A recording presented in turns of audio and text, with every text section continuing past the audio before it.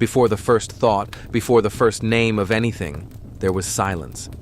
Not the silence of absence, but the silence of completeness, a vast, living stillness that held all possibilities folded within its breathless calm. In that endless hush, the earth turned slowly beneath a young sun. The oceans shimmered like mirrors of molten glass, breathing soft mists into the sky. Mountains dreamed beneath their crusts, heavy with the memory of fire. The air was clean, unshaped, not yet filled with the murmur of minds. There were no prayers, no gods, no words, only the gentle rhythm of time flowing like an unseen tide across the face of the planet. The moon, round and pale, circled above the newborn seas, pulling the waters in tender motion. The continents slow as thought drifted through epochs, breaking and healing, breaking again. Even then, the world was patient. It knew that someday, from its dust and thunder, something would rise to wonder about it all. For now, it was enough to be silent. The first rains fell for centuries. They sculpted rivers that had no names, valleys that no creature yet had eyes to see. Lightning painted brief revelations in the night, and in the cracks it left behind simple things began to stir. Molecules brushed against each other, clinging, dividing, awakening. Somewhere in a quiet pool, a spark of warmth found a rhythm. The rhythm became persistence. Persistence became life. It was not aware, not yet. But in that fragile pulse, the long dream of consciousness had begun.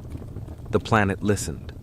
The stars, scattered like frozen seeds across the void, offered their faint music, the slow hum of cosmic radiation, the whisper of gravity weaving the dark. And Earth answered in her own way, with storms, with sunlight, with the endless patience of time. Aeons passed. The seas thickened with motion, tiny bodies drifting like dust in a sunbeam. They multiplied, feeding on light, on minerals, on the promise of existence. The silence deepened, but within it something subtle changed. The stillness was no longer empty. It began to listen to itself. There, in the womb of oceans, the first sensations bloomed, the warmth of sunlight through shallow water, the chill of darkness below. Life began to know contrast, warmth and cold light, and dark fullness and hunger. This knowing, though wordless, was the first faint note of what would one day become wonder. Wonder, that spark that asks why, and not only how. It was not yet a question, but the seed was there. The earth's long silence was being stirred by curiosity. The tides continued their breathing. Volcanoes murmured through the crust-building islands that rose like thoughts from the deep. The air filled with the scent of minerals, the shimmer of ozone, the taste of beginnings. And still, there were no eyes to see, no ears to hear, no mind to remember, only the slow unfolding of potential. It would take ages before anything could lift its head toward the sky and sense that it was small. Yet even now, in the hidden mathematics of life, that moment was being prepared the first awareness of something greater than oneself. The roots of religion, if they could be called that, began not in temples, but in tides, not in language, but in longing.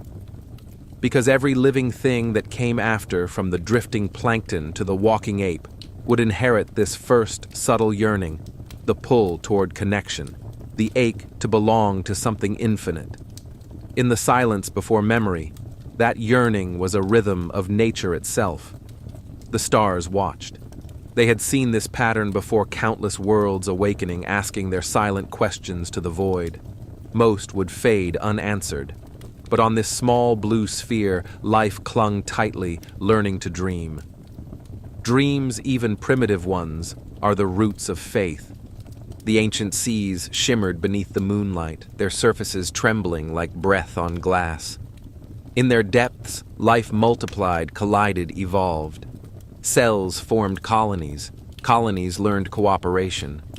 From cooperation came dependence, and from dependence came something faintly resembling empathy, the first shared pulse.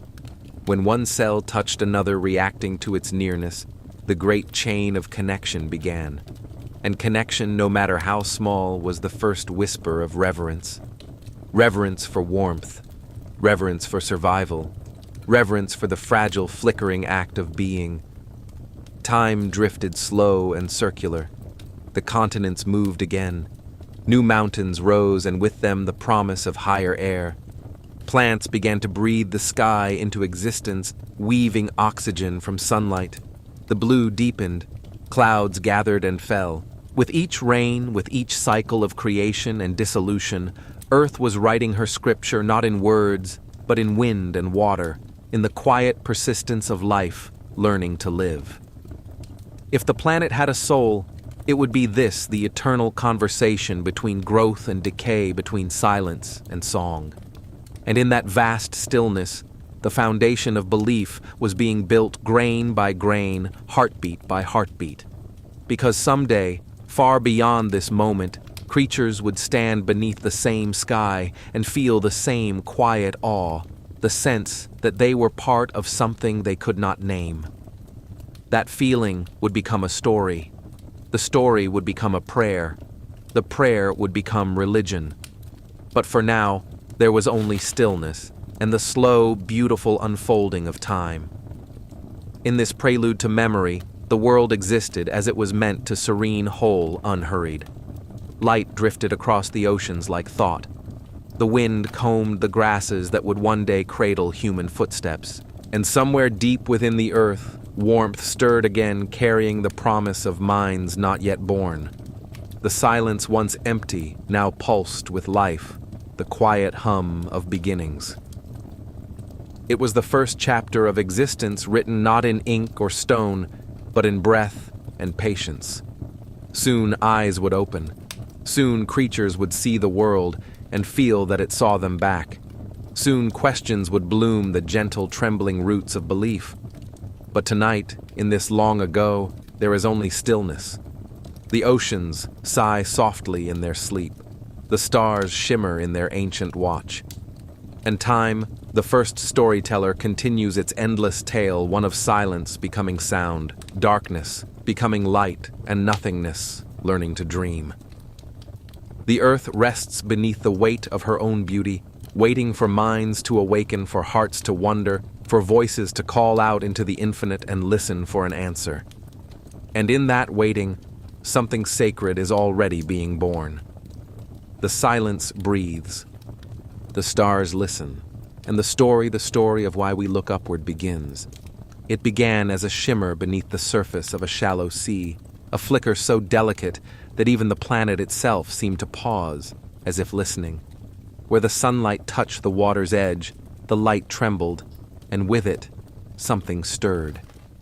The ocean, for billions of years, a cradle of blind persistence, now held a new kind of motion. Tiny shapes drifted through the current, invisible to the naked eye, but infinite in purpose. They turned toward the light. They followed it. They remembered its warmth. This was not yet thought, not yet choice. It was something simpler and yet profound awareness. The first awakening was not a sudden blaze, but a slow unfolding.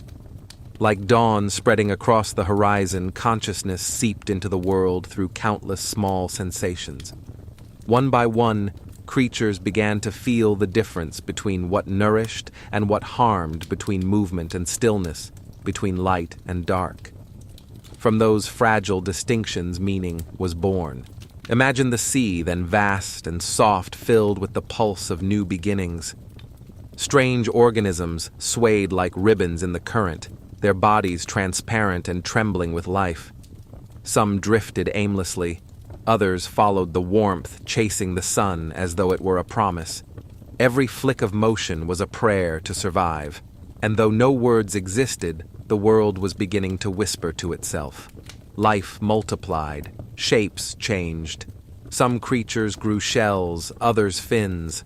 Some learned to move against the current, to choose direction, and choice, even in its smallest form, was the first language of freedom.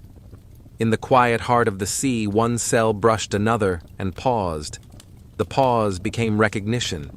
Recognition became awareness, and awareness became the dawn of self. It was a delicate flame, this new thing called consciousness, fragile as a breath, yet fierce enough to alter the rhythm of the planet. Each dawn, as the sun spilled across the surface of the water, billions of tiny eyes, crude but miraculous, turned toward it. The first eyes ever to see, the first senses to know that light meant life, and in that silent knowing the seed of awe was planted. Perhaps this was the true birth of the sacred, the moment when something living first felt the pull of light and responded not with instinct alone, but with wonder. Because light to a creature newly awake was more than heat. It was revelation. Slowly, the world began to change under the gaze of those early witnesses. Coral gardens bloomed beneath the tides. Fish with scales of mirrored silver flickered through the shallows like moving constellations. Life began to dance in patterns, hunting, hiding, building, spawning a great choreography written by time itself. Yet beneath all this motion, the silence still lingered.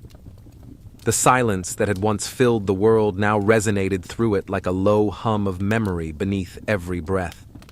For every new creature born into light, there was still darkness waiting beyond.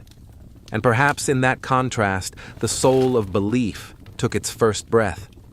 Because what is faith, if not the longing for light in darkness? Millions of years passed like sighs.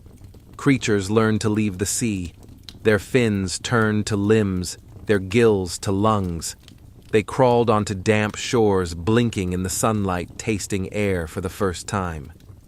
Each heartbeat carried the same ancestral memory that warmth meant safety, that light was life. And though they could not speak, though they had no names for the stars or the soil beneath their feet, they felt the rhythm of existence, the slow circular pattern of becoming and returning, of day and night, of hunger and rest. The first awakening was not only of the body, but of time. To be aware was to sense the passing of things. To know hunger was to know absence. To know warmth was to remember cold. Memory, that fragile thread between what was and what is, began to weave itself into life. And in memory's quiet loom, the first dreams were spun. Imagine the ancient night, a land of mist and fern, the air thick with the scent of earth and salt. A small creature curls beneath a leaf, its breath shallow, its body trembling. Behind closed eyes, light flickers again, not from the sun this time, but from within. It dreams. In that dream, perhaps it recalls the warmth of the sea, the rhythm of tides, the gentle pull of something greater. It cannot name it, but it feels it, that deep, invisible pulse that connects all living things. From dream to waking, from instinct to reflection, the distance is immeasurable, and yet the bridge has been built. The earth, too, seemed to sense this quiet transformation. Rain softened the soil. Volcanoes calmed. Forests grew thick and green, their canopies breathing in unison. The planet was no longer merely alive, it was aware of being alive. In this awareness, the foundation of spirit was laid. No altars, no rituals, no words, only the stillness between heartbeats. For awareness itself is a kind of worship, the act of noticing the world and being moved by it. And so the first faith was not belief in gods, but belief in the rhythm of existence, in the way the sun returns, the way water finds its course, the way life persists through change. Even the simplest creatures lived by this trust, that the world would continue, that the light would come again. This was the first awakening, not of humanity, but of meaning. The seas continued to shimmer with life. Great reptiles rose and vanished. Forests turned to stone. Ice advanced and melted away. And through it all, the thread of awareness wound tighter, passing from creature to creature like a whisper from the deep. When early primates climbed through the canopy of ancient forests, their eyes were still drawn to light filtering through leaves. When they sat by rivers listening to water murmur over stone, they felt something familiar stir within them. that same old recognition, that same quiet reverence for motion, for warmth, for the eternal cycle of giving and taking. They could not name it, but they could feel it, the first echo of divinity within flesh. It was not a god, yet, not an idea, not an image. It was simply the awareness of being part of something vast, something that had no beginning and no end. And in that awareness, peace was born. Imagine it now, a young world bathed in morning mist, every leaf glittering with dew. A small creature lifts its face to the sun. It does not know why, but it feels joy. It feels safety. It feels the quiet pulse of belonging. That moment, repeated endlessly through time, was the first prayer ever uttered on earth. A prayer without words. A prayer made of breath and light. It said only this: I am here, I am alive, I am part of the whole. And the earth in her endless patience answered, yes, you are. As the ages turned, as minds grew more complex, as eyes began to reflect not only the world, but the thought of it, the old silence transformed again. What had once been stillness became presence. What had once been instinct became wonder. The first awakening was complete, not because creatures now knew, but because they had begun to feel that there was something to know. The distance between life and divinity had narrowed to the width of awareness. All that would come, fire, art, ritual gods, would be but echoes of this first wordless realization that light was sacred because it was fleeting, that warmth was precious because night would return, and that life was holy because it could end. In the hush of dawn, beneath the breath of the wind, that truth still lingers, the ancient hum that began in water and still sings through every living thing: be still, be awake. The world is alive within you. And with that whisper, the long story of humanity's soul, the journey toward meaning, worship, and connection began to stir. The world had opened its eyes. The mists of early time thinned, revealing forests that breathed like sleeping lungs, rivers that carried the memories of mountains, and skies that shimmered with the promise of story. By now, the earth was no longer young, yet still radiant in its vitality. Green spread like a soft fire across continents. The air, once heavy with storm and gas, now shimmered with song, the trill of insects, the cries of unseen birds, the rush of wind through endless leaves. And among the branches and plains, eyes were watching. They were no longer the eyes of instinct alone. They were eyes that paused, that wondered. In those glances, the world began to see itself reflected. Across savannas and deltas, early primates clung to bark-gathered fruit and watched the sky as if listening. Their movements carried a new rhythm, not just survival, but curiosity. The rhythm of thought, tentative yet relentless, echoed the same pulse that had once stirred in the oceans, awareness growing deeper, reaching outward, seeking connection. When lightning tore across the heavens, they stared not in fear but fascination. When thunder rolled, they pressed close, trembling, not understanding, yet feeling the presence of something vast.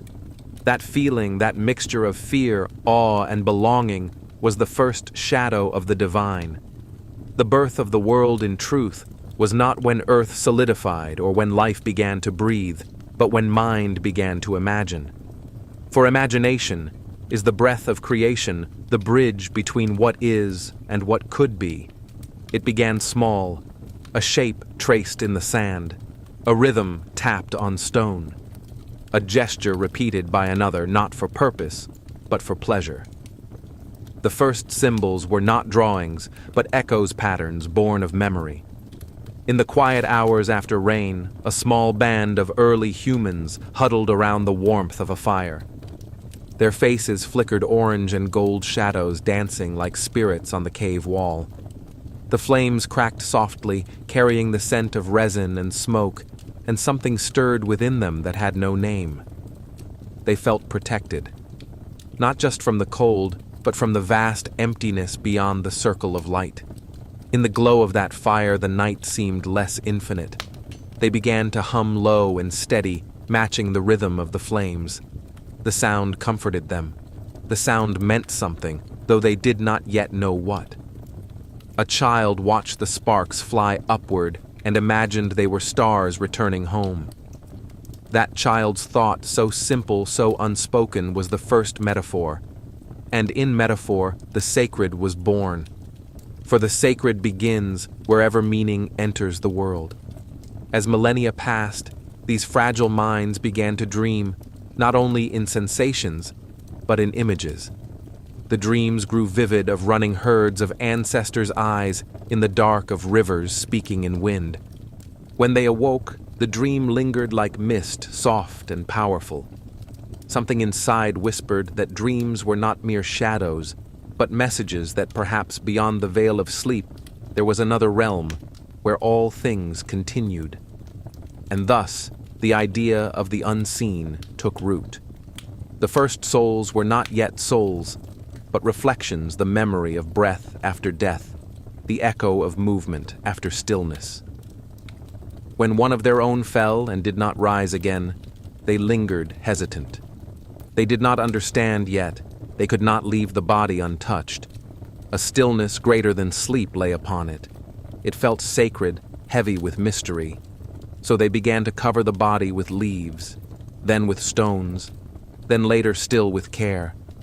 Perhaps they believed the spirit lingered, or perhaps they simply felt that death deserved silence. But that feeling, that instinct to honor, was the birth of reverence. The world, once indifferent now, had witnesses who could feel its depth. Every dawn became a reminder that light returns. Every dusk, a reminder that it leaves.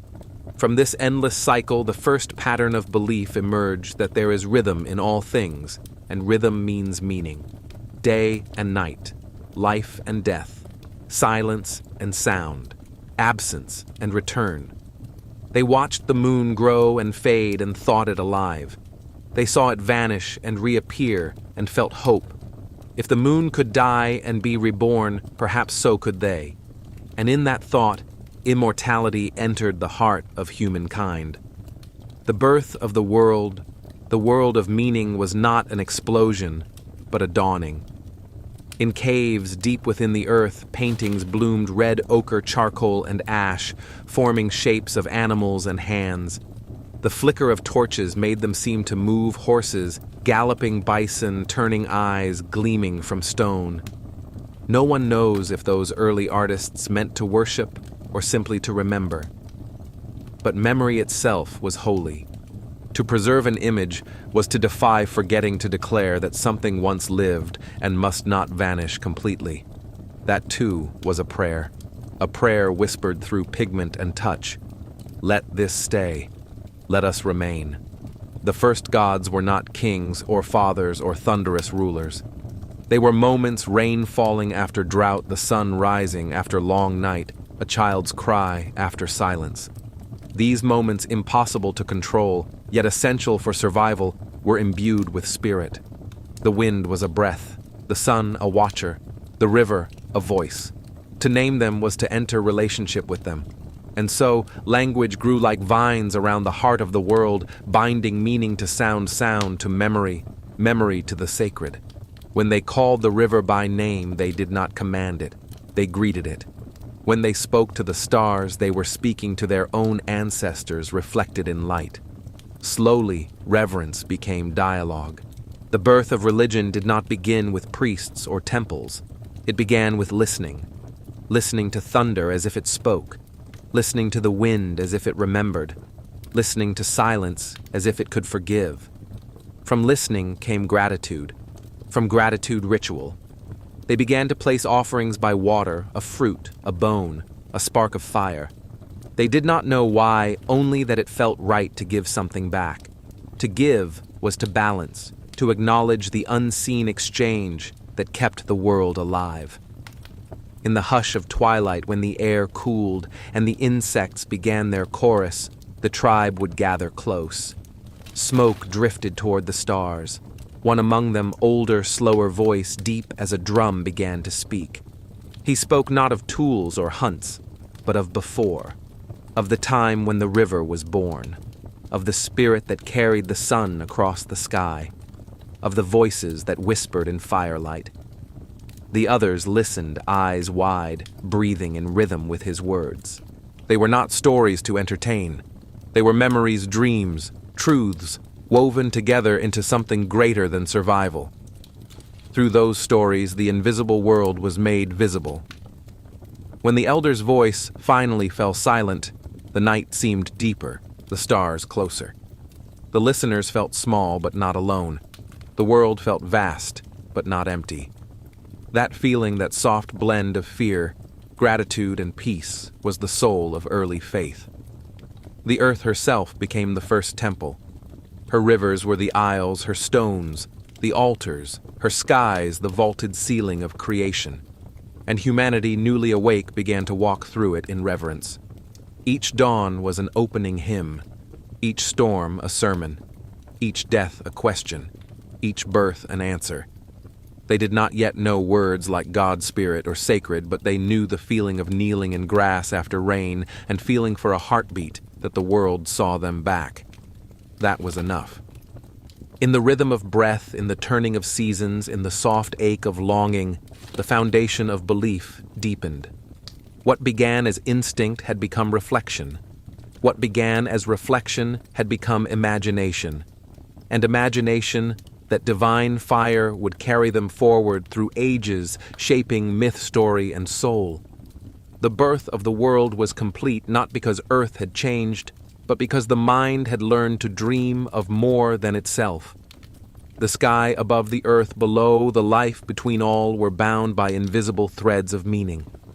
The first symbol, scratched into stone, was not decoration, it was an act of faith, a bridge between thought and eternity. When they pressed their hands upon cave walls, they were saying, "I was here. I belong to the living world. Remember me." The echo of that touch still lingers in every word we speak, in every story we tell, in every quiet moment when we look to the sky and feel something ancient stir within us. For the world, once blind and cold, had given birth not only to life, but to awareness, and through awareness to wonder. The world was no longer just seen. It was felt. It was imagined. It was believed. And in that believing, the great story of spirit of gods, of dreams of meaning began to unfold. The world had found its voice, and humanity, still learning to listen, began to sing along. The dawns came softer now. The earth, once fierce and untamed, breathed in longer rhythms, its storms gentler, its winds like lullabies moving through tall grasses. The rivers had carved their patient paths through the continents, and along their banks, humanity began to gather no longer scattered shadows upon the land, but small clusters of warmth and memory. The fire, once a miracle, had become a companion. It glowed at the heart of every night, its light trembling upon faces that had learned to trust its presence. Around it, people sat in silence or song. Children watched sparks drift upward, their eyes reflecting the same quiet wonder their ancestors once felt by the sea. The flame was no longer just warmth. It was meaning, the first altar in a world without temples. The growth of life had begun. No longer did each dawn begin alone. Voices called softly in the morning light greetings, laughter the rhythmic work of hands shaping tools, pounding grain, weaving reeds. Cooperation had taken root, and with it something unseen grew between them belonging. When they hunted, they did so together. When one fell ill, another shared their food. When a child was born, all gathered to touch its skin and whisper to it, as if welcoming an old soul returning from beyond. This shared rhythm, this pulse of unity, was the first great miracle of humankind. It turned survival into song. Through the seasons, they began to understand pattern. The herds returned each year when the grass grew high. The rains came, then left, then came again. The moon followed her eternal cycle, swelling with light, and then vanishing into shadow. And somewhere deep within, they began to sense that these patterns were not random but purposeful. When the moon disappeared, they waited, and she returned. When the earth cracked and thirsted, they waited, and the rains returned. When winter silenced the world, they waited, and spring returned. Return.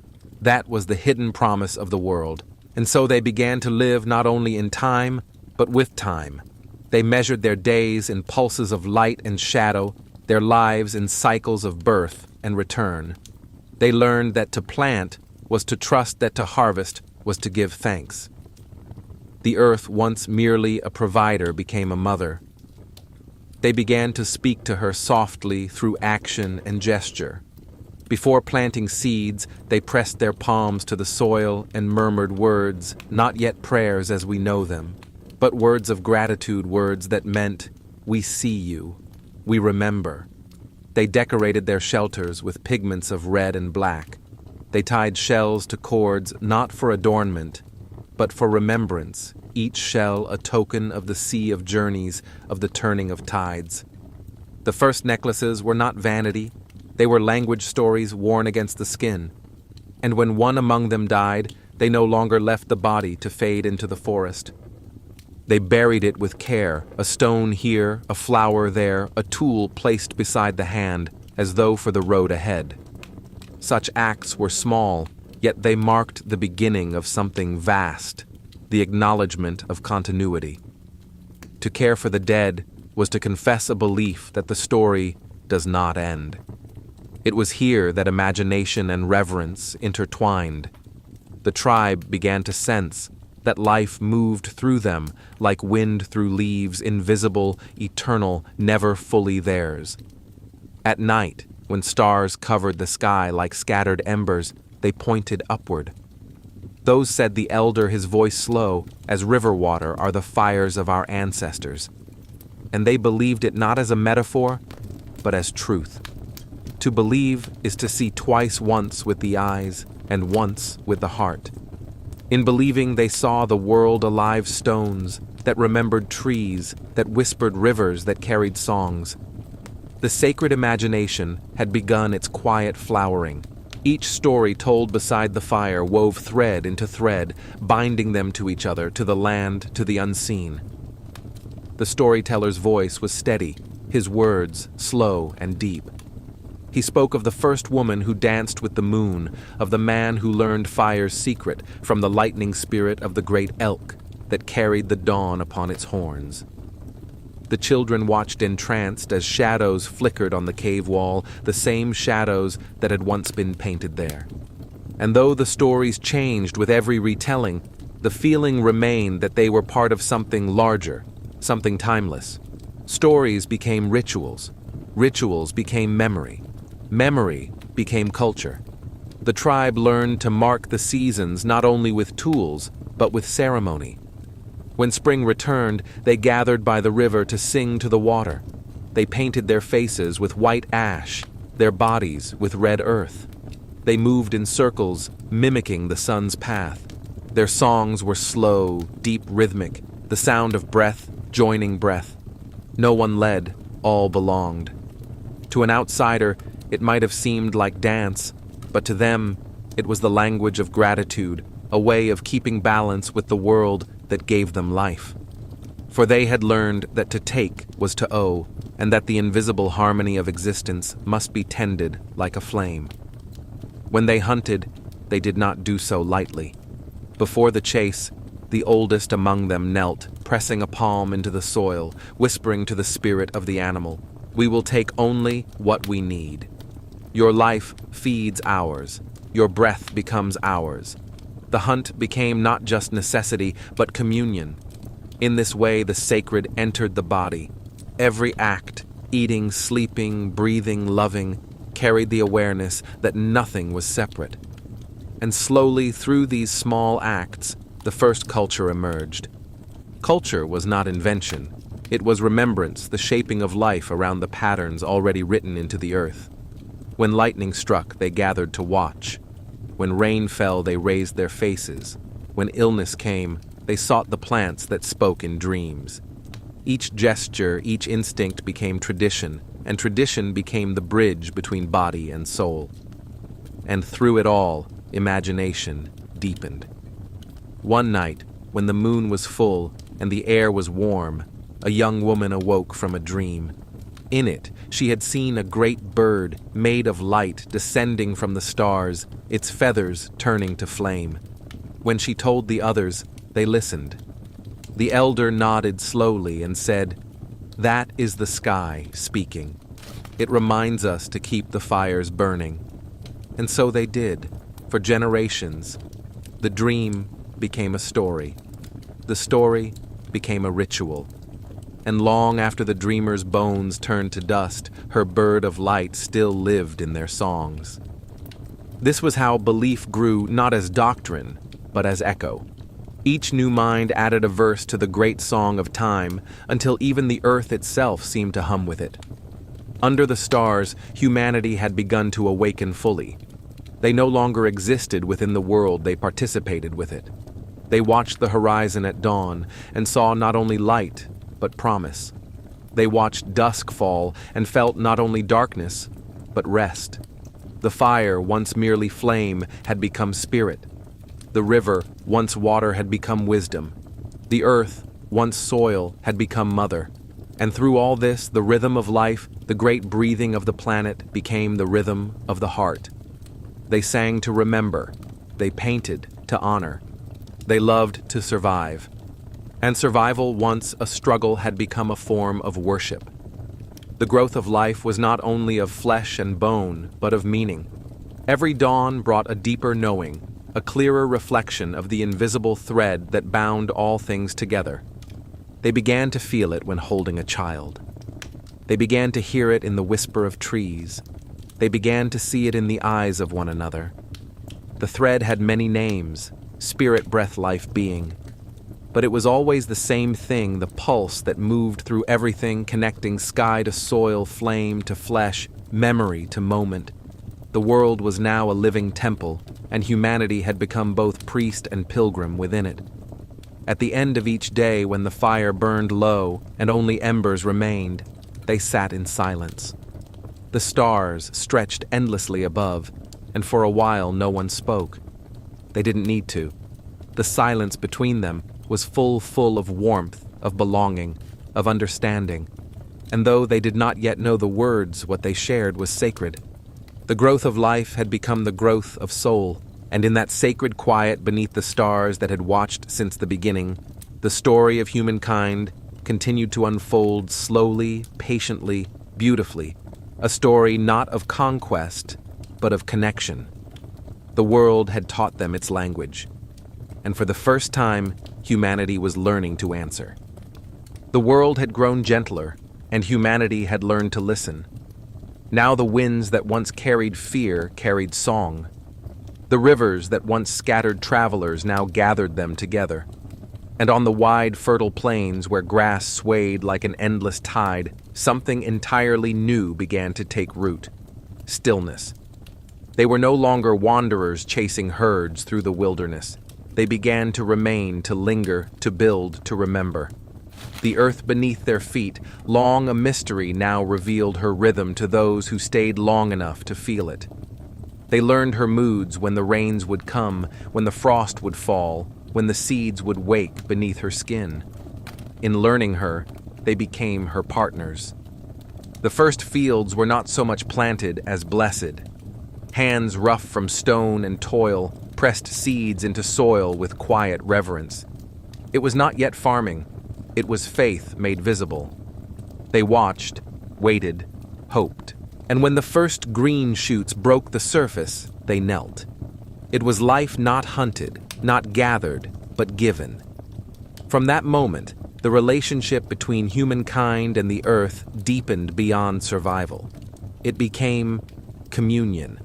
For in the miracle of the harvest, they saw reflected the mystery of themselves, that what is buried may rise again, that death may feed life, that patience is a prayer.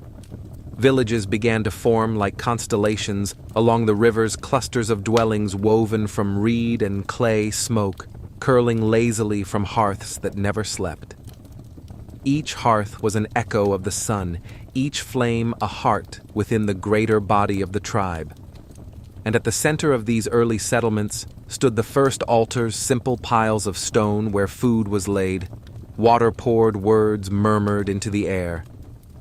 The offerings were small, but their meaning vast. Thank you for what we cannot control. The age of becoming had dawned, the moment when humanity ceased to simply exist within the world and began to shape it, guided not by dominance, but by dialogue. Every act of creation, a basket woven, a wall built, a song sung, was an act of devotion. Work and worship were one. The stories told around the fire began to change. They were no longer only of animals and stars, but of people, of ancestors who tamed rivers, who spoke to the wind, who first taught the seed to sleep and the fire to stay. And with those stories came lineage, the sense that life moved not in circles alone, but in lines from parent to child, from teacher to learner, from past to present. The tribe had become memory incarnate. They carved symbols into clay tablets, painted spirals onto stones, etched marks upon bone, not to adorn, but to record, to hold time, to make thought tangible. The first written symbols were not yet words, but prayers that the rain would come, that the crops would rise, that the sun would not abandon them. And when the rain did come, they danced beneath it. When the fields turned gold, they sang. When the harvest was good, they gathered to feast, not merely to eat, but to celebrate the unseen cycle that gave them life. Those feasts were the first ceremonies, communal moments when time itself seemed to pause and breathe with them. There was laughter, there was music, and there was something more, a shared awareness of gratitude, a recognition that joy too could be sacred.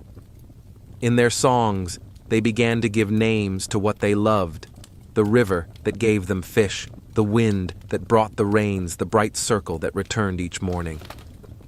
These names, whispered through generations, slowly became gods, not distant rulers, but companions. The divine was everywhere, in the rustle of grain, in the thunder, in the gentle warmth of the sun. And yet, as the gods took shape, humanity did not move away from the world, they moved deeper into it. Temples rose not as barriers to the sacred, but as reflections of it. They built with stone what they already felt in their hearts: the need for place, for permanence, for the stillness of worship. Each temple was an imitation of the sky, wide at the base, narrow at the top, reaching upward like a prayer frozen in time. Each offering placed upon an altar was a story, a memory, a heartbeat returned to the earth. And in this shaping of sacred space, the first civilizations were born. The river valleys glowed with torchlight and song. The Nile, the Tigris, the Indus, each became a mirror for humanity's awakening mind. Here, in these fertile crescents, myth grew roots. They told of gods who walked among them, of a mother who bled into the soil to give them grain, of a father who carried the sun across the sky. They told of beginnings and endings, of floods and renewals, of the eternal dialogue between creation and destruction. Each myth was not just a story, but a reflection of their own hands, the hands that shaped clay, tamed flame, and coaxed life from the ground. And though they spoke of heavens and spirits, their eyes were always drawn back to the earth, for it was here in her pulse and her patience that the divine was most easily felt.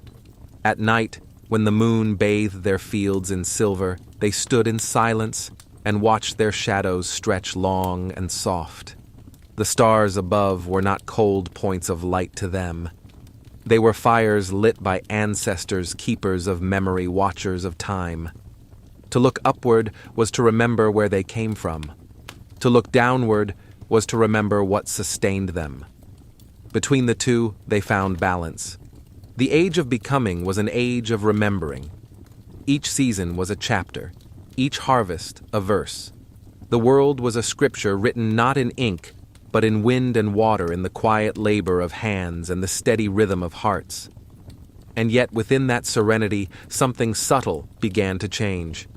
As societies grew, as villages became cities, and cities became nations, the sacred that had once been everywhere began to gather in places in temples, in statues, in names spoken with reverence.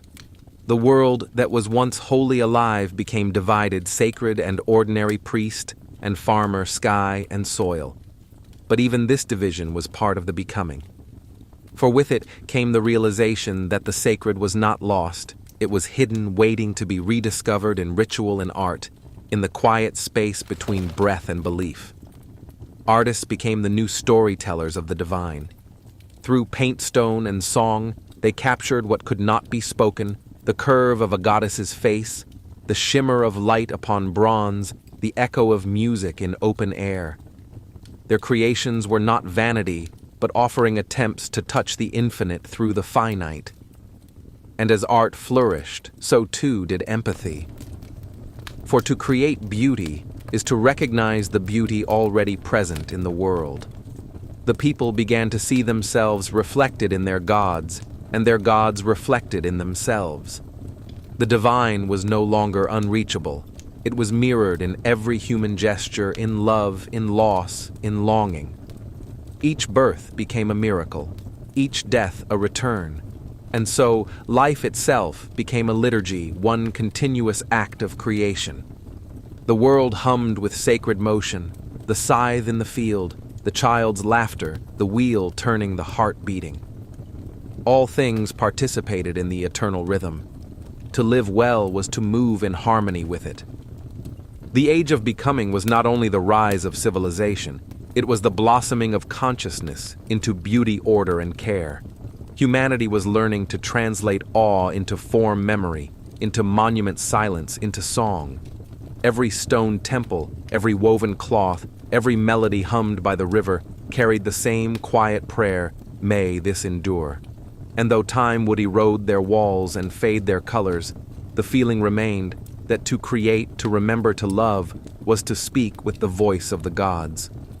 By the end of this age, humanity stood taller, not because they had conquered the earth, but because they had learned to listen to her heartbeat and call it holy.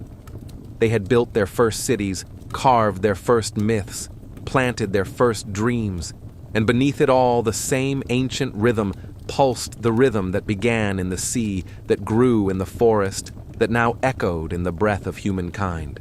The age of becoming was the age of harmony, where labor was prayer, art was devotion, and the divine was as near as the wind across the fields. And though they did not yet know it, this harmony would not last forever. For in every rising civilization lies the shadow of change, a whisper of impermanence, a turning of the wheel. The world was still growing, still breathing, still preparing for its next transformation. And as the fires burned low in the hearths of ancient cities, the stars above shimmered like distant eyes, patient, eternal, waiting for the next chapter to unfold. The harmony had lasted so long that it seemed eternal. Fields glowed in the sun, rivers glittered like veins of light, and the songs of planting and harvest filled the air like wind through tall grass. Humanity had learned to live in rhythm with the world, to shape it with care, to breathe in time with its pulse. But even in the gentlest music, there comes a moment of dissonance, a single note that trembles, signaling change. It began softly, almost imperceptibly, as all great shifts do. The rains came late one season. The river, once generous, ran shallow. The wind turned warm before its time. The people looked to the sky and asked why, for the first time, their prayers were met with silence. They sang as before they danced, they offered, but the earth did not answer as she once had. The crops failed. The herds moved on. And beneath the calm surface of their faith, a quiet unease began to stir. It was not anger, not yet.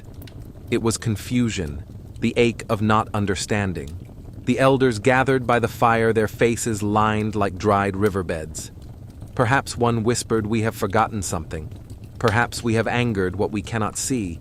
And thus began the first true question of humankind. What happens when the sacred no longer speaks? They built larger fires, carved deeper symbols, spoke longer prayers. but the drought lingered. And in the stillness between their efforts, a new feeling entered the heart of the world: doubt. Doubt, though painful, was sacred too. It was the mind awakening to its own mystery. Some looked inward, believing the fault lay within, that their hearts had grown careless. Others looked outward, believing the world itself was changing, and they must follow. So the tribes began to move again, leaving behind the fields that had once fed them, carrying with them seeds, tools, and memories of what once was. As they wandered, they met others, travelers from distant lands, speaking strange tongues, telling stories of different gods, different truths. And from these meetings, something beautiful yet unsettling was born: comparison. Their gods were not the same, their rituals not alike. One tribe saw divinity in the river, another saw it in the mountain, another in the storm. And as they spoke, they began to wonder who is right. The question itself changed them. For to wonder is to see beyond one's own horizon. To question is to reach beyond comfort into the vast unknown. And though it brought conflict, it also brought growth. Some turned away from their old ways, seeking new voices in the silence. Others clung tighter to the familiar, fearing the loss of what once gave them meaning. Villages split, families parted. The once shared rhythm fractured into many smaller songs, dissonant, yet still alive. The turning point had come, and yet even as faith splintered, something luminous emerged within the crack's reflection. For the first time, humanity began not only to believe, but to think about belief.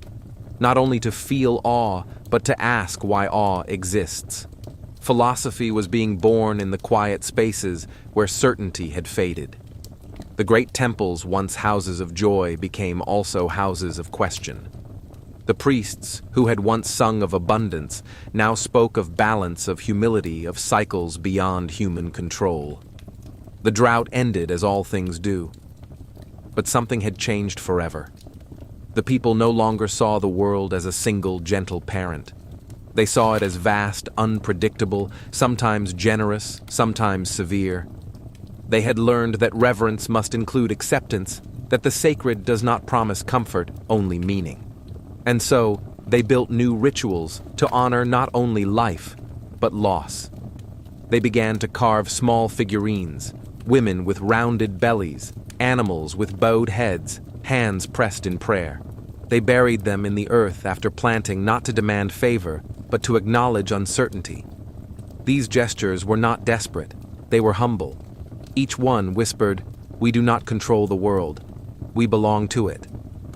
In this humility, a new form of wisdom arose. The people began to see beauty in impermanence.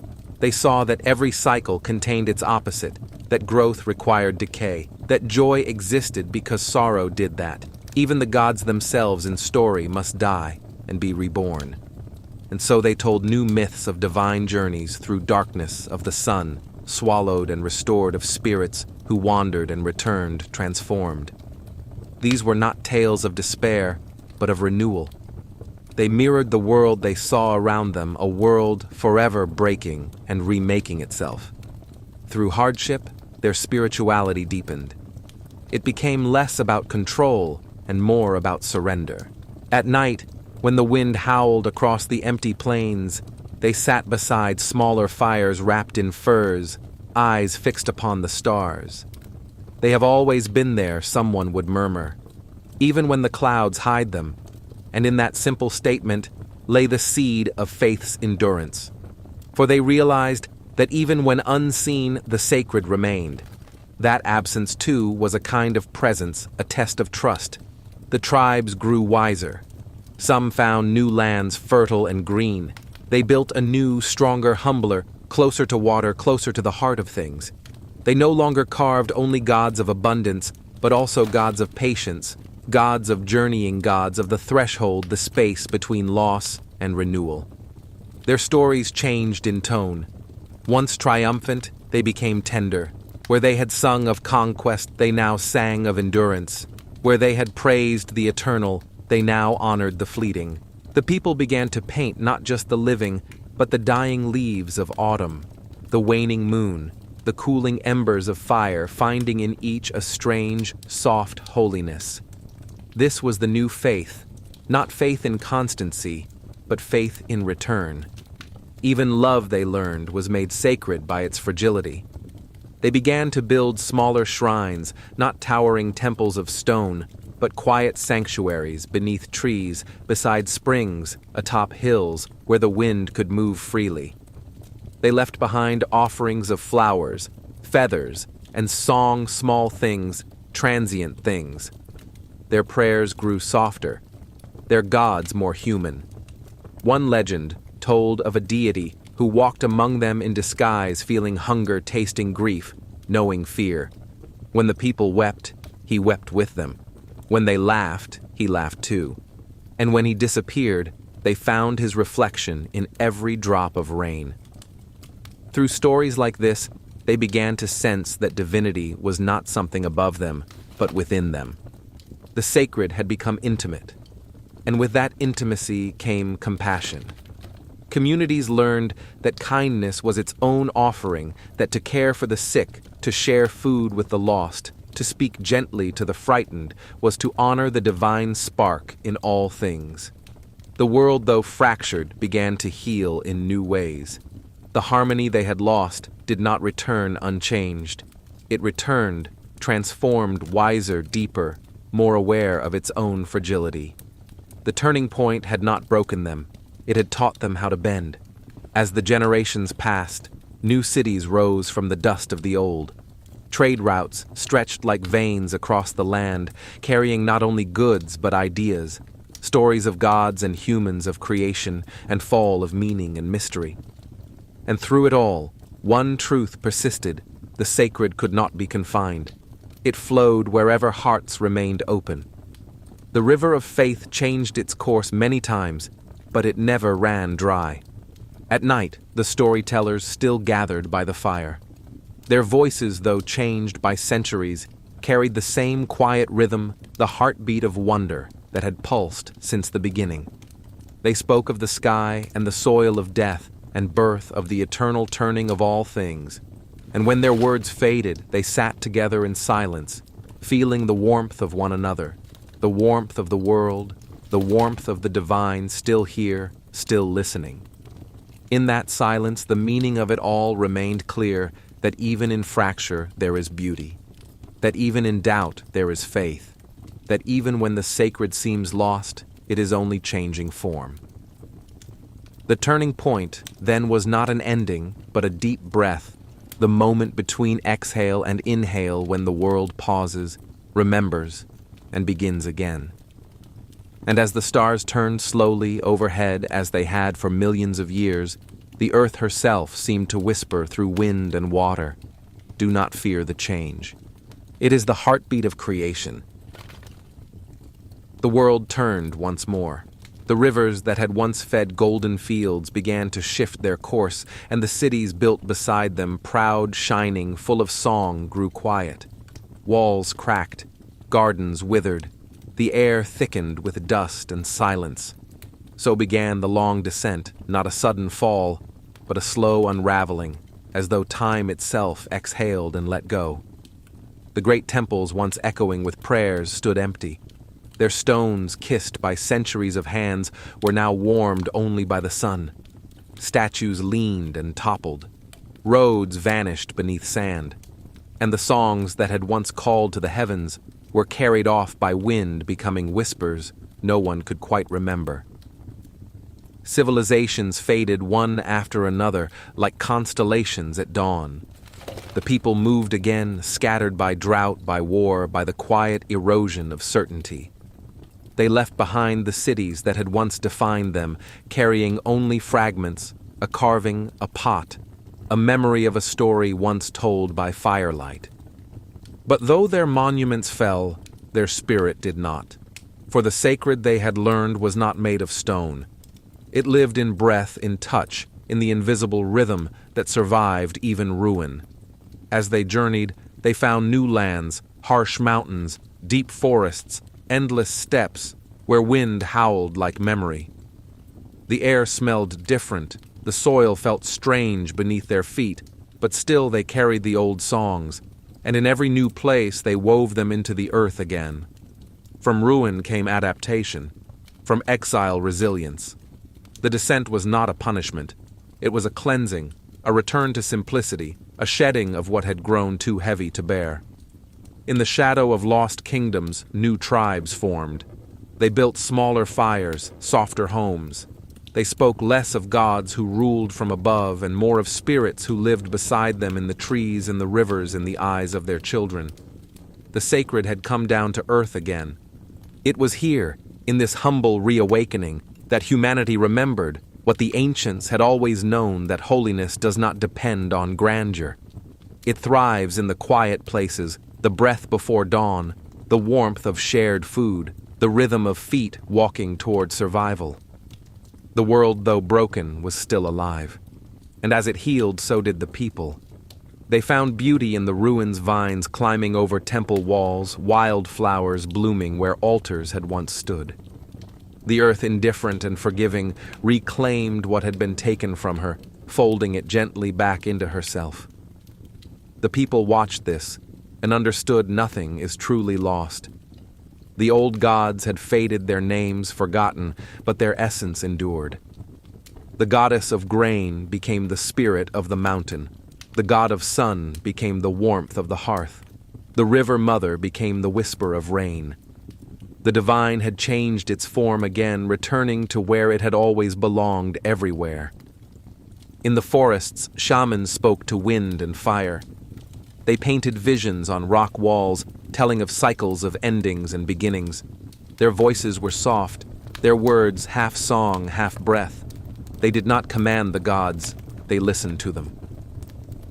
The sacred world was once more a living dialogue. Every creature, every leaf, every stone had a spirit. To hunt was to ask permission. To cut wood was to offer thanks. To live was to participate in the great breathing of creation. And though they had no temples of marble or gold, the forest itself became their cathedral, its canopy, a ceiling of green, its rivers, the echoing hymns of life. It was a quieter faith, but deeper. In the stillness after ruin, they found peace, a peace not born of ignorance, but of understanding. They had seen that all things fall, and yet life continues. They had seen that endings are simply transformations wearing different names. So they lived close to the earth, content with little. Their rituals were small, but filled with reverence. A handful of grain tossed into the wind, a feather tied to a branch, a song sung to the moon. Each act was an acknowledgement we remember. We are still part of the story. Over time, the rhythm of the world steadied again. Forests thickened, rivers returned, and from scattered tribes and wandering families, new cultures began to grow, not built upon conquest, but upon memory. They did not seek to rebuild what had fallen. They sought to live in harmony with what remained. Their stories changed once more. No longer were they about gods warring in the sky or kings demanding worship. They were stories of balance, of how the fox taught patience, how the river forgave, how the stone waited and endured. Through myth, they taught humility. Through ritual, they taught gratitude. Through hardship, they taught grace. The descent had taught them what the ascent had not, that greatness is not permanence, but renewal. From the ashes of fallen empires, compassion blossomed like spring grass after rain. One night deep in the forest, a child sat beside an elder as the fire crackled. "Grandfather," she asked, "why did the cities fall?" The old man smiled, his eyes reflecting the flames. Because they forgot that the stones beneath them were once earth, and the earth always remembers its shape. The child was silent for a moment. "Will the cities come back?" "They will," he said softly. "But they will come back different. Each time they will remember a little more and forget a little less."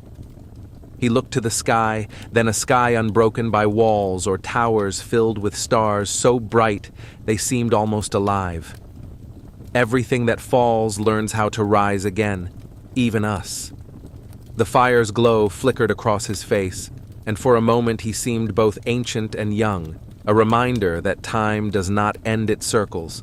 That night, the tribe sang their old songs, not to call for rain or to plead for favor, but to give thanks for the breath that still moved through them, the fire that still burned the stars that still listened. It was enough. The next morning the sun rose through mist, golden and slow. Dew clung to the leaves. Birds began their chorus. The people gathered their things and walked onward, following the light, their feet pressing gently into the soil that had outlasted all their empires. Each step was a vow we will remember. And the earth answered in kind, I will hold you. Centuries passed. Civilizations rose again, different shapes, different songs, yet carrying the same old questions. New temples gleamed beneath the sun. New prayers rose into the wind. But beneath it all, the same pulse endured the eternal rhythm of loss and renewal, of descent and ascent, of forgetting and remembering. Each generation in its own way returned to the same truth that the sacred cannot be destroyed, only transformed. When people gathered again by rivers, they did so not as conquerors, but as keepers. When they built anew, they built with awareness, leaving space for air, for silence, for the whisper of wind through open stone. They sang again. They prayed again. But their prayers were softer now, their songs slower, for they had learned that reverence grows best in humility. The descent had become their teacher, the renewal their peace, and so the world turned on patient, forgiving, eternal. Where once there were empires, there were now stories. Where once there was pride, there was now wisdom. Where once there was noise, there was now quiet, the kind of quiet that hums with life beneath its stillness. The sacred had shed its old names once more. It now lived in the rhythm of waves, in the sigh of wind through tall grass, in the pulse of blood beneath skin. Humanity, after its long wandering, had remembered its first prayer: to live is holy. As the sun set over the wide green earth, the horizon shimmered like a promise. The stars began to appear one by one, ancient eyes watching, remembering. The people sat beneath them, listening, breathing at peace. The world had descended and risen again. And through the long cycle of loss and return, something timeless had endured, not temples, not cities, not kings, but the quiet knowing that all things given time find their way back to light. The story was not over. It was simply beginning again in a new voice, in a new dawn. The earth inhaled, the stars listened, and life, patient, sacred, infinite, continued. The world had exhaled its storms and drawn a quiet breath. The empires that once thundered were now whispers beneath grass and sand. The earth, ever patient, had folded their dust into her own body, smoothing the scars left by ambition. Rivers once again found their way through the valleys, carrying silt rich with memory. Trees rose where stone had fallen. Life in its eternal rhythm had come full circle. And amid this renewal, humanity began to look inward. For so long their eyes had turned to the heavens, to the fire of stars, to the faces of gods, to the mysteries of birth and death that lay beyond them. But now, after millennia of rising and falling, something within them stirred with quiet recognition. They began to sense that what they had sought in the sky had always been here in their own breath, in the steady beat beneath their ribs, in the unspoken language of their hearts. It began as a whisper of thought, an intuition rather than a revelation. In the flicker of firelight, in the reflection of still water, they saw their own faces, fragile, impermanent, yet radiant with awareness. And in that reflection, they saw the divine. The gods they had once worshipped from afar now seemed to gaze back from within. The wind that spoke from the mountains echoed in their thoughts. The same rhythm that pulsed in rivers pulsed in their veins. The light that crowned the dawn shimmered behind their eyes. They began to understand the universe was not merely around them, it was in them. This was the birth of reflection, the dawning of the inner world. From the fires of survival and the ashes of civilization, a new kind of wisdom rose softer, deeper, patient as the sea. It did not shout or command. It whispered and waited. They began to ask not what the gods wanted, but what it meant to be alive. What is thought? What is love? What is the self that dreams, that fears, that hopes? The same mind that had painted spirits on cave walls and sung to the stars now turned its gaze inward and found another cosmos, infinite, shimmering, full of constellations, made of memory and longing. The world had given them mirrors, and through those mirrors they saw both their fragility and their eternity. A drop of water reflected the sun. A child's laughter echoed the rhythm of the tides.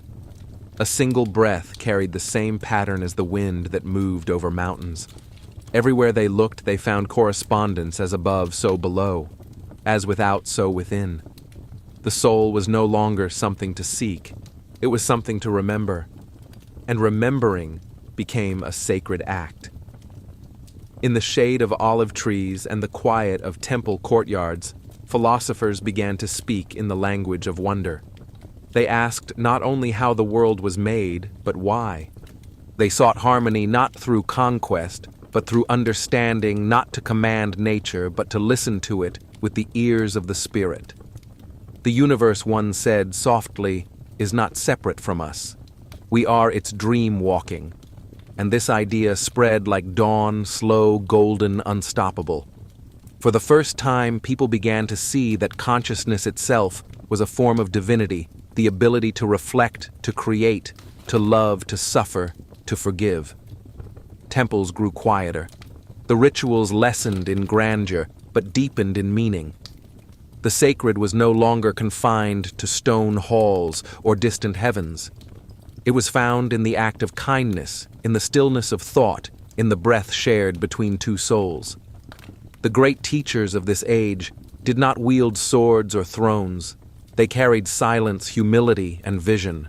They sat beneath trees beside rivers in desert caves and spoke of peace not as the absence of conflict, but as the recognition of connection.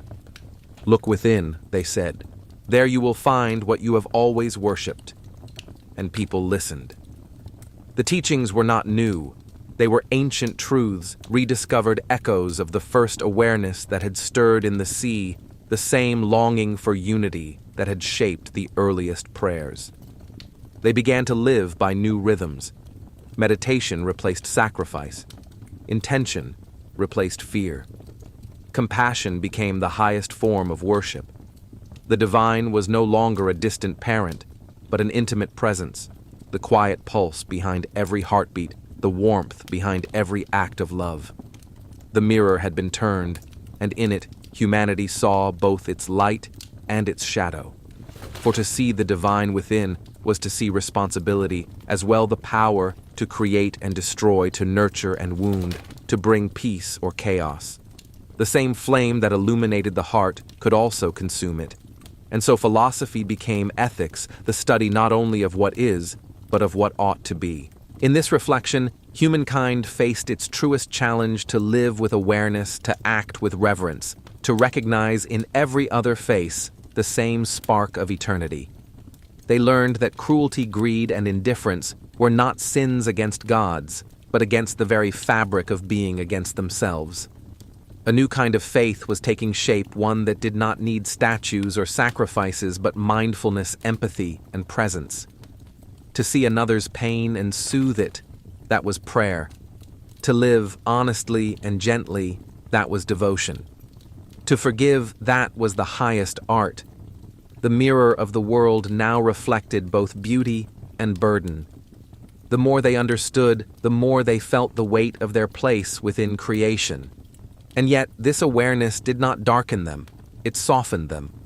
For to see the whole of life, its sorrow and its splendor intertwined, was to fall in love with it completely. They built gardens not to honor gods, but to mirror the balance of the universe. They wrote poetry that praised the silence between stars. They composed music that echoed the rhythm of their own breath. And through these quiet creations, they touched something infinite. The mystics of this age spoke in whispers that transcended language. The soul is not inside the body, they said. The body is inside the soul. The divine does not look down upon us, another said. It looks through our eyes. Such words were not meant to be understood, only felt. They reminded humanity of what it had always known, that existence itself is sacred, that consciousness is the universe remembering itself, that love is the natural gravity of the spirit. And so the people learned again to see not with eyes, but with awareness. They saw that every gesture mattered, that every kindness rippled outward beyond sight, that even the smallest life was a reflection of the whole. In this recognition, peace bloomed quietly. Not everywhere, not forever, but enough.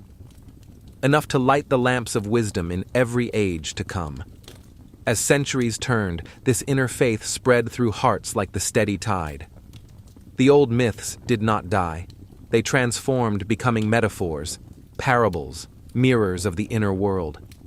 The gods became symbols of the psyche, the sun, the mind, the moon, the heart, the sea, the depth of being. The great battles of heaven were understood as the struggles within each soul, the endless dance between fear and courage, ignorance and light. And though languages changed, the message remained the same: know yourself, and you will know the universe. This was not arrogance, but reverence, a recognition that to be conscious is to participate in creation. The mirror of humanity now showed both sides, the creator and the created, the observer, and the observed, the question and the answer. And in that reflection, they found serenity. They no longer feared death as they once had. They began to see it as another mirror, not an end, but a return, a passage into the larger consciousness from which all life flows. To die was to be remembered by the earth, to dissolve into her rhythm once more. And so they lived more gently. They spoke more softly. They built not to conquer, but to endure, to leave beauty, not dominion. The sacred, having traveled through fire and stone, through myth and empire, through silence and storm, had finally found its resting place within the human heart. And from that heart, it shone outward, illuminating the world once more. For the divine, they now understood, had never left them. It had only waited to be seen. Each thought, each act, each breath was part of the same vast, unfolding dream, the universe contemplating itself through a billion eyes beating through a billion hearts. Humanity had become the mirror through which creation admired its own beauty. And in that realization, there was peace. The stars above, the rivers below, the light within, all sang the same quiet truth: you are the world remembering itself. And with that, the night deepened, gentle and eternal. The fires burned low. The hearts of humankind glowed softly in their stead. The mirror shone on, reflecting not perfection, but presence, a universe awake, aware, and endlessly becoming. The night had grown immeasurably vast, and yet it felt intimate, a cradle rather than a void. The stars shimmered not as distant fires, but as memories ancient and alive. Each one a spark of the same light that burned in the human heart. Each one a reminder that the universe in all its enormity was made of the same luminous breath, as thought, as love, as life itself. The world was no longer young, and yet it had never felt more awake. Humanity had seen itself in creation, in rivers and clouds, in children's laughter, and the quiet sigh of dying leaves, and now as their awareness deepened, they began to glimpse something greater still, the endless weaving of all things together, time folding upon itself, like waves upon a shore. Nothing truly began, nothing truly ended. Everything continued transformed. They came to see that the universe was not a straight path from birth to death, but a circle, an eternal continuum of becoming. The same atoms that once blazed in the heart of stars now pulsed within them. The same dust that had formed the first mountains whispered in their breath. The same light that had touched the first ocean still glowed behind their eyes. Every living thing was both ancient and new. Every heartbeat was a continuation of all heartbeats before it. This understanding brought no fear, only quiet awe. They no longer asked what came before or after, for they understood that before and after were illusions of perspective, and that the present moment was infinite in its depth. The eternal was not beyond time, but within it. At the edges of dawn, when the horizon glowed gold and the air trembled with birdsong, they felt the hum of the universe, that low, omnipresent vibration that lived in all things. Some called it spirit, some called it energy, others called it love. It did not matter what it was called. It was the same essence that had carried life from one form to another since the first stirring in the sea. To breathe was to participate in it. To die was to return to it. And so, the boundary between life and death grew softer like twilight dissolving into night. They came to understand that everything, every stone, every blade of grass, every drifting thought was both matter and memory. The cosmos was a mind, and they were its dreaming. When they gazed at the sky, they no longer saw separation. They saw reflection. The spirals of galaxies mirrored the whirls of shells. The rivers of the Milky Way mirrored the flow of blood within their veins. The pattern was the same everywhere, a dance of symmetry and rhythm, of chaos and order entwined. They began to see the universe as music, a grand, continuous symphony of vibration and silence. Stars sang in light oceans in motion, hearts in pulse. And each note, however small, was necessary for the song to be whole. To exist was to play one's part in that cosmic music. And so they lived not to dominate or to escape, but to harmonize. Work became meditation. Art became revelation. Love became the simplest way of knowing truth. In love, they saw the eternal mirrored perfectly, the merging and returning, the giving and receiving, the balance of self and other. To love was to dissolve the illusion of separateness. When two souls looked into each other's eyes and saw the same light, the same wonder, the same longing, they were glimpsing the divine continuum, the universe recognizing itself, one consciousness reflected in another. It was then that they understood the oldest truth. There is no above or below, no creator and created. There is only the endless movement of awareness unfolding itself in infinite forms. Every star, every tree, every thought was the universe saying, "I am." In this understanding, they no longer sought immortality, for they realized they had never been without it. The soul was not a vessel that endured time. It was time itself, rippling endlessly through experience. And so they ceased to fear the cycles of loss and renewal. When leaves fell, they smiled, knowing they would rise again as soil and root. When loved ones passed, they whispered, "You are only changing shape." When storms destroyed, they rebuilt, knowing destruction was another word for transformation. The eternal continuum was not a comfort against pain, it was the deeper knowing that pain itself was part of the pattern. For even sorrow was sacred, for even sorrow kept the heart open. As this awareness rippled through generations, human consciousness became gentler. Wars grew fewer temples, quieter words softer. They learned that peace was not something to build, but something to remember the natural state beneath all fear. They began to create spaces not for worship, but for stillness, gardens of silence, halls of echoing light, sanctuaries, where the sound of wind or water could be heard clearly. In such places, people came not to ask or to offer, but to listen to, feel the pulse of the world within themselves. And in listening, they found unity.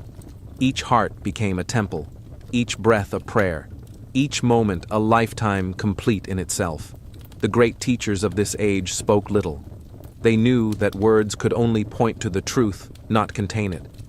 Instead, they taught through presence, a glance, a smile, a pause that seemed to hold eternity.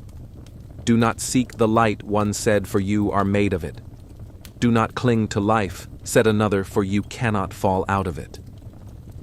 The people began to understand that the divine was not a being, but a beingness, the simple, radiant fact of existence itself. And in that realization, the universe grew small enough to fit in a breath, and vast enough to contain all breath within it. The continuum was everywhere, in the drifting of clouds, in the turning of galaxies, in the rise and fall of thought. Time itself no longer felt linear. It became a spiral, a breathing motion of expansion and return. The past did not vanish. It folded gently into the present. The future did not await. It shimmered already within each seed of possibility. Every life was a thread in the same eternal fabric, and the fabric woven of countless lives and worlds and moments shimmered with the light of awareness itself. This was not a philosophy. It was an experience as simple as standing barefoot on the earth and feeling the heartbeat of the planet beneath one's feet. When storms came, they no longer saw wrath. They saw renewal. When the night grew dark, they no longer feared. They saw rest. When silence fell, they no longer waited for sound. They heard the pulse beneath it. The continuum spoke not in words, but in cycles, in the endless conversation between creation and dissolution, between being and becoming. They came to understand that nothing is ever alone. Every particle is in relationship with every other, every thought with every feeling, every being with every breath of the universe.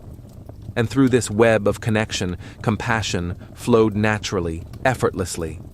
To harm another was to wound oneself. To heal another was to heal the whole. To forgive was to return balance to the fabric of time. As this understanding deepened, humanity grew luminous from within. The need for temples faded, for they carried the sacred wherever they went. The oldest stories of gods and heroes of beginnings and ends softened into metaphors, then into silence. For what more could be said when everything was known to be one? In the quiet of this new world, people walked slower, spoke less, listened more. They found joy in small things, in the curve of a leaf, in the way light played across water, in the warmth of a hand held without words. Every gesture became a form of gratitude. Gratitude for the breath that had come through eons to reach their lungs. Gratitude for the earth that carried the dust of ancestors and stars alike. Gratitude for the infinite dance that allowed even sorrow to bloom into beauty. And when they looked once more to the heavens, they did not see gods above them, but kin, the stars, the galaxies, the vast and glowing body of existence moving, breathing, aware. They whispered to it not in prayer, but in acknowledgement. We remember you. You are us, and we are you. The night answered with light. The universe shimmered like a mirror made of time. And in that reflection, humanity saw the truth that had always been waiting, that life is not a journey through time, but time's own awakening. That consciousness is not contained in beings, but beings are contained in consciousness. That every ending is the beginning seen from another shore. The eternal continuum flowed on serene, infinite tender. In its current moved the laughter of children not yet born, the sighs of stars not yet lit the memories of all that had ever been. And within that current humankind floated peacefully, not as masters, not as servants, but as witnesses and participants in the endless unfolding of the whole. They no longer sought to escape the cycle, for they saw now that the cycle was the song, and to be part of it was the greatest grace.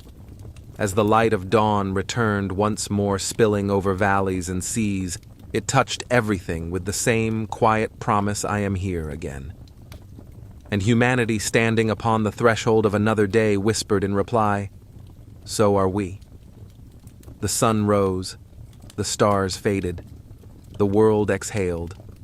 The continuum continued as it always had, as it always would, breathing through time, through thought, through the infinite stillness of being. The world is quiet now. The fires of day have dimmed to amber, and the long breath of evening moves gently through the trees. Somewhere a river hums beneath the stars, carrying with it the stories of mountains, forests, and time. Its voice is soft, a cradle song for the earth itself. You are sitting at the edge of that river, though perhaps you do not realize it. The water moves, and you move with it.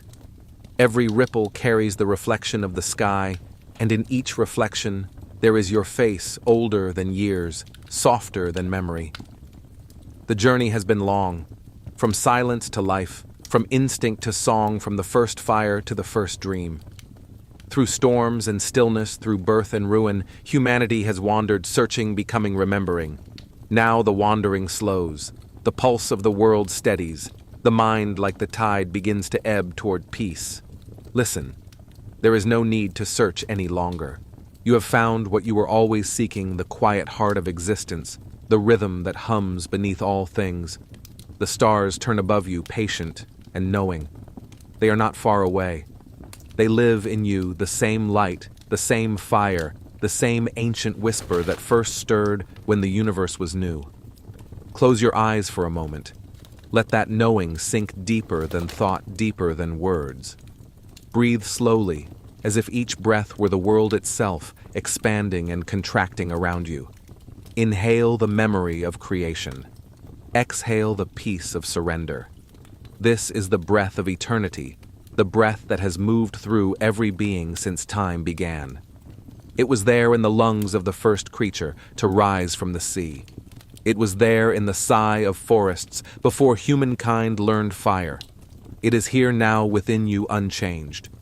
You are not separate from the past. You are its continuation, a moment of awareness in an unbroken stream of life that began long before your name was spoken and will go on long after you have fallen into gentle sleep. The earth beneath you holds the dust of ancestors and stars alike. Every grain of soil has been part of countless forms, fish and fern, wind and rain, heart and bone. Nothing has ever been lost. It has only changed its shape again and again, like breath becoming cloud, becoming rain, returning to sea. Even your thoughts are part of that cycle, arising, fading, returning in another form. There is no need to hold them. Let them drift. Let them become what they wish to become. This is how the universe dreams. Once the world was only silence, vast, endless waiting. Then came light movement, sound, and finally awareness. Now that awareness rests within you, the same awareness that once looked upon its first sunrise and felt wonder without needing to name it. You are that wonder. You are that sunrise remembered through time. Every heartbeat you feel is a ripple in the great sea of being. Every breath you take is shared with the trees, the oceans, the sky. You are the continuation of everything that has ever lived, not a part, but entwined, inseparable whole. You can rest now. The world will keep turning. The stars will keep burning. The river will keep singing you into peace. There is no task left undone, no journey left to finish. Only this, the quiet act of being. Let the thoughts of the day dissolve like mist. Let the body grow heavy, the mind light. Let the world become soft around the edges, as though the air itself were folding you into its arms. Listen again. Far away, perhaps only in memory, you can hear the echoes of all that came before, the rhythm of the first heartbeat in the ocean, the laughter of the first child beneath the sun, the hush of countless nights filled with quiet awe. All of it flows through you, the entirety of existence condensed into the single perfect moment of now.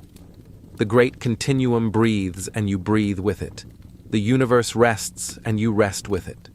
Time is no longer a line, but a circle, a slow turning, a gentle rotation of dream and waking, life and sleep. You are both the dreamer and the dream. Imagine the earth beneath you glowing faintly with warmth, like a heartbeat felt through stone.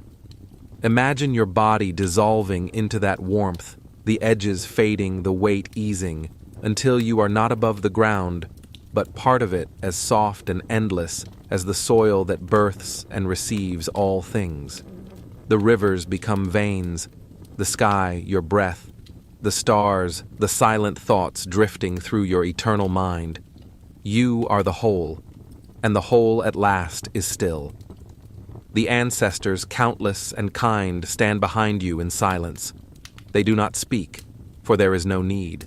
Their presence is enough a reminder that you have never been alone, that every moment of doubt, every fear, every joy has been shared across time. Their hands unseen rest gently upon your shoulders. You feel their warmth travel down your spine like sunlight. They are not calling you anywhere. They are simply reminding you, you are home. The stars begin to blur. The horizon softens. Night deepens like a great soothing tide. Every breath now feels slower, heavier, more ancient, as if you were breathing with the entire world. Inhale, life rising. Exhale, life returning. Inhale, being. Exhale, peace. Even thought begins to fall away like petals drifting from an open flower. There is no need for meaning now. Meaning has already fulfilled itself in your being here, in your simply existing, in your gentle surrender to rest. You are not falling asleep. You are returning to the stillness that existed before the first dawn, before the first question, before the first word. The silence welcomes you back. Listen closely beneath it. There is music so low, so deep, it cannot be heard, only felt. The heartbeat of creation, the pulse of everything that ever was. It is the same rhythm that guided the stars into being, that carried light across the endless dark, that whispered to dust until it became you. And now it whispers again, not as command, but as lullaby. Be still, it says. You have seen enough for one lifetime. Rest in what you are. Rest in what has always been. The river flows quietly beside you. The stars move slowly overhead. The earth breathes. You can feel the boundaries between you and the world dissolving like smoke in wind. The body becomes air, the mind becomes light, and the light becomes everything everywhere. There is no distance now, no direction, only warmth, only being, and in that being peace beyond words. You are the forest and the flame, the breath and the silence between breaths. You are the memory of oceans and the promise of stars yet unborn. You are both ancient and new, vast and intimate, eternal and here. Sleep now not as forgetting, but as remembering what it means to belong to all things. The world will cradle you as it has always cradled its children. The soil will hum your name in the language of roots. The wind will weave your breath into its endless song.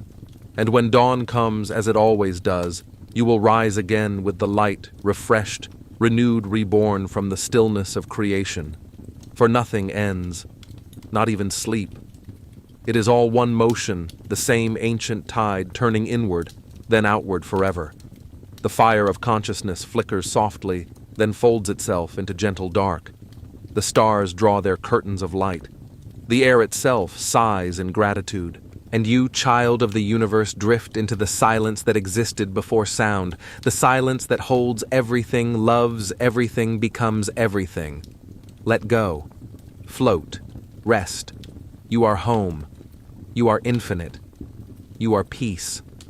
The river hums its last note. The world exhales. And in that endless shimmering stillness, the continuum breathes the stars' dream, and you too become part of that dream. Sleep deeply now in the arms of eternity. Everything is one. Everything is whole. Everything is well.